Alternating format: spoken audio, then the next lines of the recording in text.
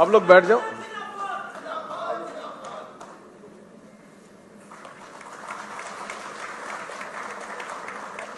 আমাদের উড়িষ্যার সিএম আমাদের মোহন মাঝিজি সংবর্ধনা করলেন। আমাদের বিধায়ক দলনেতা মাননীয় শুভেন্দু অধিকারী মহাশয়কে, এরপর আমাদের মাননীয় শ্রমিক ভট্টাচার্য মহাশয় আমাদের বিধায়ক দলনেতা আমাদের শুভেন্দু দাকে সংবর্ধনা দিলেন।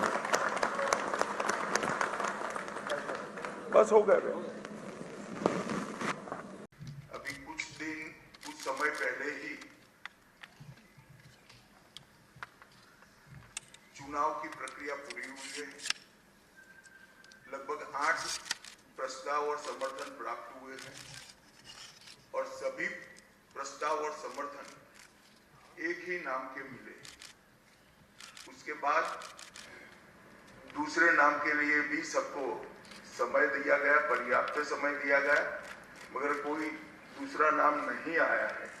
इसलिए केंद्रीय पर्यवेक्षक के रूप में मैं श्री शुभेंदु अधिकारी जी को पश्चिम बंगाल विधानमंडल दल के नेता के रूप में निर्वाचित घोषित करता हूं।